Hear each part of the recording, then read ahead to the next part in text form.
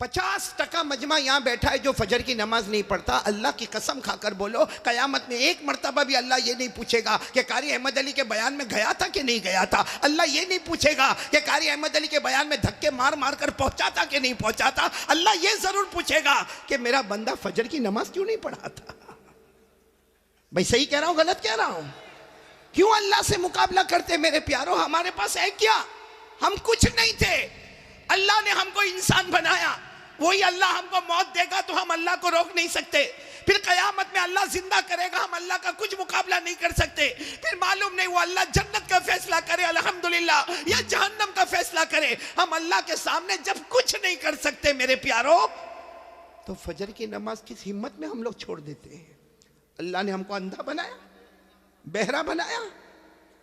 मेरे दोस्तों, मैं इस वक्त एक नबी का वाक़या आपके सामने ला रहा हूं। आपको बड़ा ताज्जुब होगा। सबने एक नबी का नाम सुना होगा, हजरत इब्राहिम। साथ में बोलो, कौन हजरत? सुना तो हाँ बोलो, सुना कि नहीं सुना? पूरे कुरान में 63 मरतबा, 63 हमारे पास जो कुरान है ना, अल्हम्दुलिल्लाह रब्बिल आलमीन से शुरू होता है, मिनल जिन्नति वन नास पर ख़त्म होता। 63 मरतबा 63 टाइम्स अल्लाह तबारक व तआला फरमाते मेरा इब्राहिम, मेरा इब्राहिम, मेरा इब्राहिम, मेरा इब्राहिम। मेरे दोस्तों, उसी नबी, बोलो कौन? हजरत।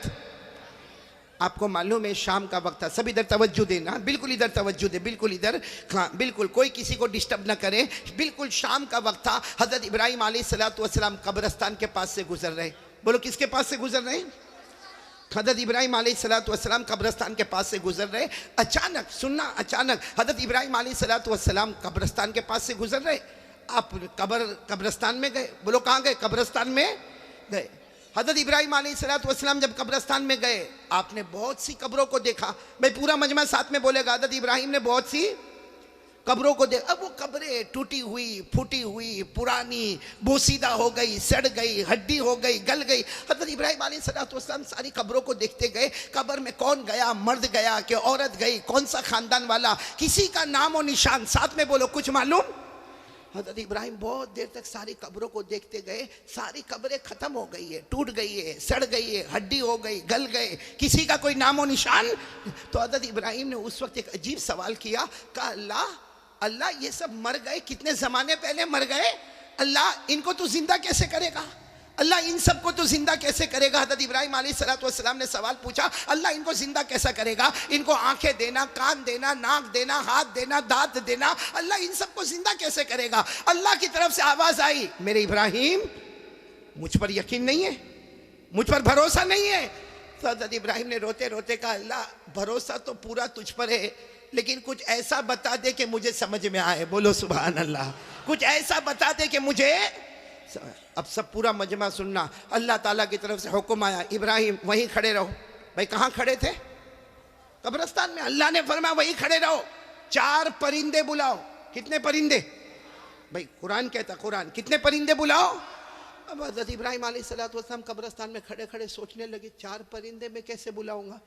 मैं कैसे, अभी मुझे कोई कहे कि 4 परिंदे बुला, भाई 4 मुर्गी नहीं बुला सकता, 4 परिंदे कहाँ से बुलाऊंगा? तो हज़रत इब्राहिम अलैहिस्सलातु वस्सलाम रोकर कहने लगे, अल्लाह मैं कब्रिस्तान में खड़ा, अल्लाह, और तू कहता कि 4 परिंदे बुला। उस वक्त अल्लाह की तरफ से जो आवाज़ आई, फरमाया मेरे इब्राहिम बुलाना तुम्हारा काम होगा, पहुँचाना मेरा काम होगा। बोलो सुभान अल्लाह।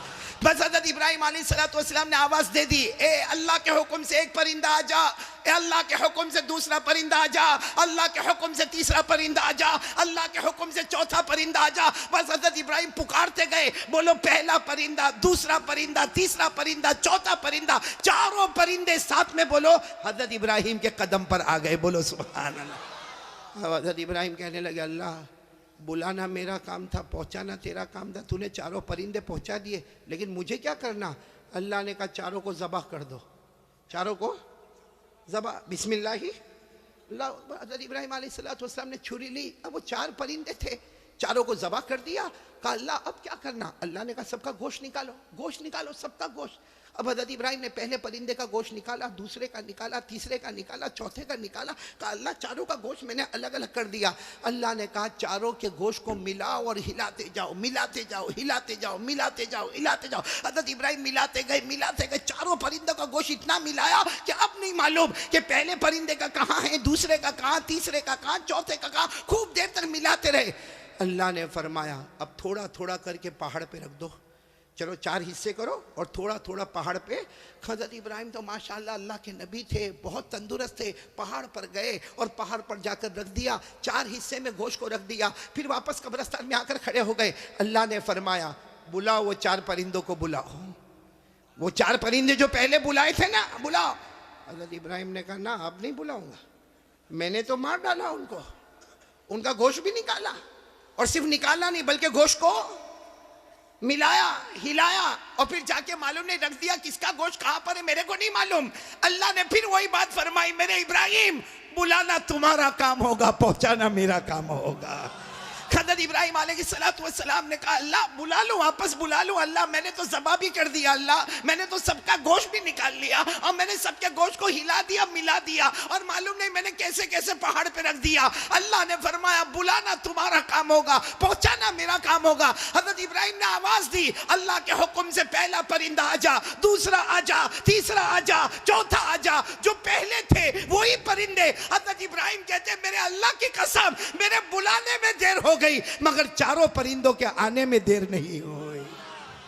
अब 4 परिंदे फिर जिंदा होकर हज़रत इब्राहिम के पास फड़फड़ाने लगे, तो हज़रत इब्राहिम ने 4 परिंदों को साइड पे किया, बहुत रोए और सीधे सजदे में, बोलो सजदे में जाकर कहा अल्लाह बहुत कमजोर, अल्लाह हम बहुत कमजोर है, अल्लाह हमसे बड़ा कमजोर कोई नहीं, अल्लाह तेरे से बड़ा ताकत वाला कोई नहीं, तेरे से बड़ा हिकमत वाला कोई नहीं, अल्लाह अल्लाह हम कमजोर है, अल्लाह तेरे से बड़ा ताकत और हिकमत वाला कोई नहीं। अल्लाह ने फरमाया मेरे इब्राहिम सर उठाओ और कयामत तक आने वालों को पहुंचा दो, इंसान कमजोर होता है और पैदा करने वाला अल्लाह बहुत ताकत वाला होता है। मेरे प्यारो अल्लाह ने क्या फरमाया, जैसे 4 परिंदों को जिंदा किया ना, कयामत तक आने वालों को भी मौत दे दूंगा, फिर उनको भी जिंदा करूंगा, फिर हिसाब किताब होगा, सही होगा तो जन्नत में जाएगा वरना जहन्नम के हवाले कर दूंगा। अल्लाह मेरी और आपकी हिफाजत फरमाए। मेरे दोस्तों ये वाक़या मैंने आपको बताया, कितने परिंदे वाला, साथ में बोलो कितने परिंदे वाला वाक़या सुनाया, ये कुरान में लिखा है। किस में लिखा, यहाँ बहुत सौ को मालूम भी नहीं होगा ये वाक़या कुरान में, मालूम था?